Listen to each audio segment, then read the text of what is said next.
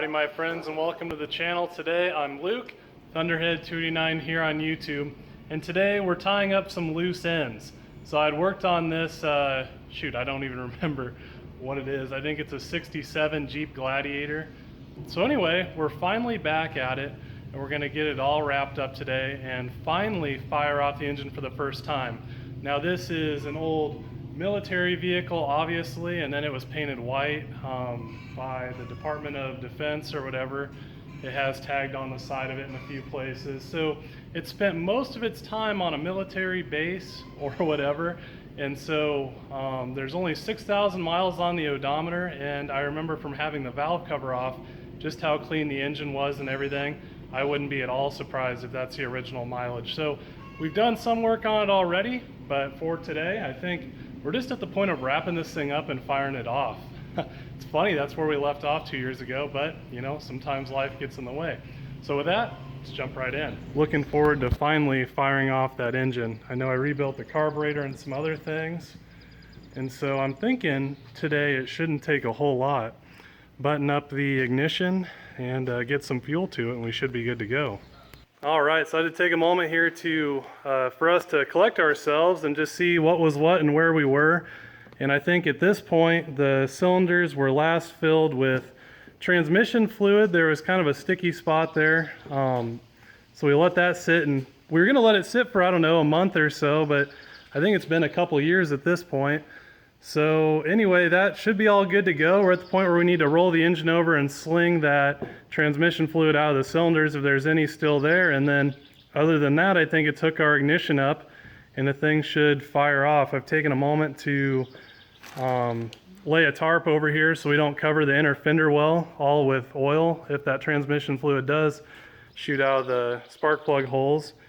And then we have an auxiliary fuel system temporarily rigged up so that when we do get to the point of firing the vehicle up here, we don't have to crank it for a long time to get any fuel up to the carb. So with that, I think we are good to roll the engine over. Well, before we spin it over with the starter, just wanted to roll the engine over by hand. I do remember it turned pretty okay. I haven't felt that sticky spot now with all the lube in the cylinders, but it's looking pretty good. All right, so the batteries are all hooked up here. As you notice, there's absolutely no key. The locking system originally is just where you lock the steering wheel, so that's kind of unique. But anyway, it should have power right now. The battery indicator's showing low. We'll try and spin the starter. It's this little push button on the floor. I think we're in neutral. Go ahead and push the clutch in anyhow.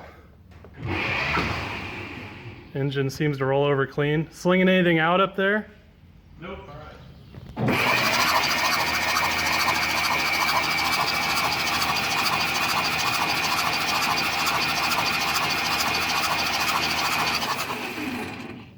Not throwing any oil out?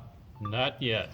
So one interesting thing about this this rig here is all of this stuff is super watertight, so it's really hard to come by. So we're going to try and make do with some of the original spark plugs. Some of them at whatever point were changed out for normal ones, but those are kind of hard to work with, and we can get a, you know, ground out not through the spark plug and some weird stuff there. So Steve was able to find some of these original style, which is pretty awesome, so we're just getting all those gapped up. But I mean, this stuff is really interesting. I'm sure I touched on it in one of the previous videos here, but it's all watertight. The coil is actually built into the distributor. You know, they have these watertight spark plug leads that screw in, you know, and I remember ohming these out, so these were all good because they're super, super rare. But I don't know if this was like what they intended to do with this. Was this an amphibious vehicle? Were they going to go underwater? It dang near looks like they could. You know, obviously that wasn't the intent, but being military, you know, it seems like they were just trying to be prepared for whatever situation. Definitely a pretty stout setup. So the one thing that I'll probably be looking for here if we fire it up and we do have a minor misfire is I'm just a little suspicious of how these spark plug wires make contact with the spark plugs themselves. They're a little tarnished down inside where they touch on some of the older ones, and we weren't able to come up with a full set of new ones. So, you know, cross our fingers here that those make good contact, but if there is a little bit of a bobble in the idle or anything, you know, I wouldn't be surprised if these old spark plugs are the culprit. Alright, so getting our cap on here, and like I said, it's very interesting. The coil is actually part of the distributor itself, and everything is, again, watertight. The only casualty we had, I think, from this being 2 years until we got back to it is we lost the screws that went in here, which is a shame to some degrees. There was a really cool rebuild tag or inspection tag from 71 or something, I remember, but we're able to pick some up at the hardware store, so that's not slowing us down today. But I think with that, we're going to get our ignition lead hooked up here that I had disconnected for rolling the engine over. If you ever spin an engine over and you don't want to have, and you have your spark plugs out or whatever, you always want to unhook your ignition coil, because if you're still supplying power to that coil, it's going to want to ground somewhere, and it can ground inside of itself and just ruin your coil. And considering that this is a special one, even though we have another one, you know, we just didn't want to do that. All right, so at this point we have all the ignition all hooked up, and we're just going to prime our carburetor up so we can minimize our crank time before we get fuel to the engine here. So we have our auxiliary fuel system all set up. We don't want to pull from the tank. Well, the tank's not actually in it anymore. So it had a pretty unique diaphragm style mechanical pump, but for the moment we're just going to bypass all that. So we have our super Chinesium 1000 level fuel pump here that's like $12 off of Amazon, and a little fuel pressure gauge. Thank you, my friend. And I think she's going. Got an equally cheap little pressure gauge on it. So it looks like we're holding 5 psi. Nothing is coming out of the vent tube, so our needle and seat are functional. Work our throttle here. Sounds like there's a functional accelerator pump. I think we can try and roll it over.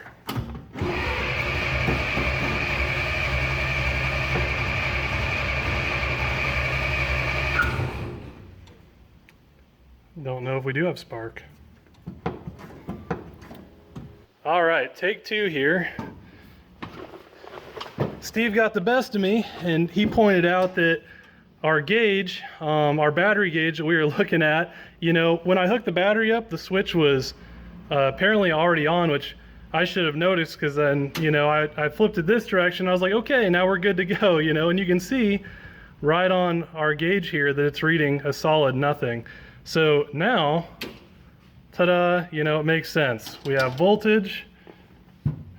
So really, give it a few pumps here. Maybe push in the clutch so we don't run over the chicken coop out in front.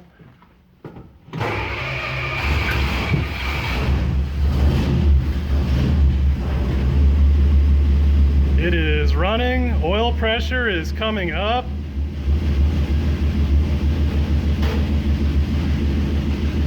Oil pressure is pretty good. It's below 60 there. Try and let up off the clutch. All right, how about that? And we're not even on fire yet.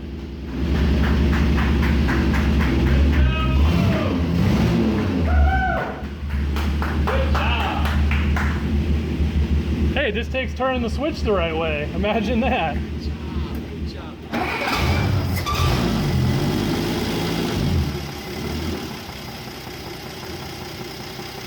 And it's idling. Check that out. The vacuum is super steady, and actually this gauge, when it's off, is well below zero, you know, by probably a couple inches of mercury. So it's probably making over 20 inches of vacuum, nice and steady, so all the valve train is extremely healthy. Sounds quiet. You said there's no exhaust on it, Steve? Exhaust pipe is You just purrs. It's a super quiet engine. That was almost too easy. all Alright, every once in a while you can hear it kind of puff, like it just misfires a little bit. It's a little bit lean. The adjustment for the mix screw is actually all the way back and under here. Quite a deal. There we go. See how the vacuum came up and it almost smooths out? We just gave it another quarter turn. That's pretty good. We'll just give it a little bit more. Well, I think that's good. Hear how the exhaust kind of cleaned up?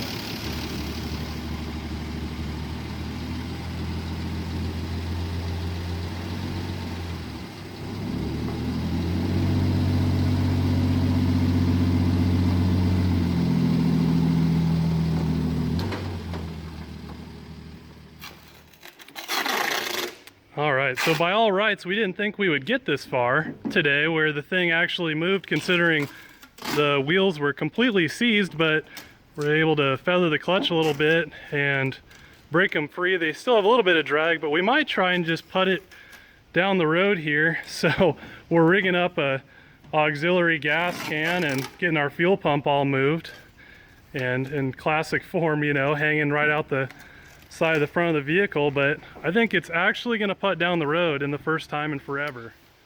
Okay, what do you think of that? Oh boy. So we can't use the batteries because they're 24 volt. Maybe we could, I don't know, but it might burn up the pump. So we have the jump pack running the fuel pump, and see, we want to do the wrong thing, of course, the right way. So our fuel pump is below our gas tank and being gravity fed. So yeah. Let's pull it out of the garage. There's nothing wrong with this. This is totally legal.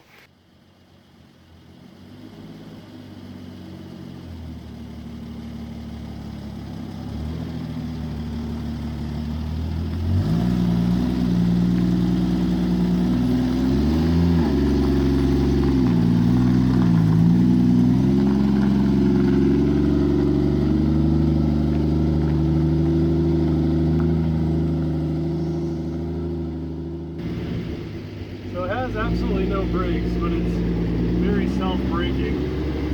As soon as you push the clutch in, you roll to a stop pretty quick. This is something special. I'm a little too tall to drive this. Work the clutch. Okay. This must be a granny low, maybe. Okay, try and grab the center. Here's the cap. I don't know if down is due. Right here. Okay. We'll turn and then we'll give it a shot. Alright, here we go.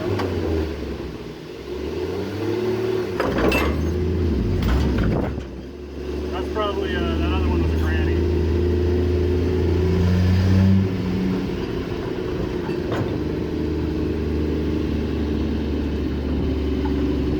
The clutch point's all the way at the top, which means there's a lot of clutch material on it.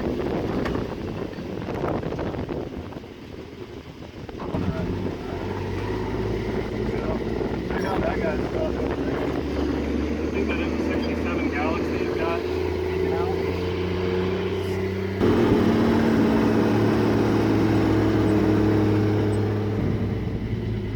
Yeah, temp's steady. So, oh yeah, there's no brake.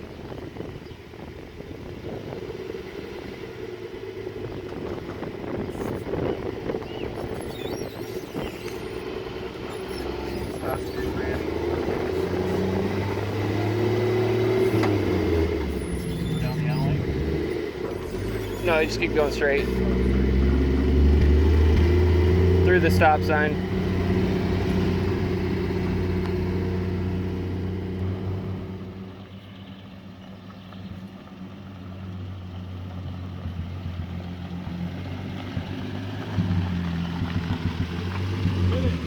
And the wheel's freed up.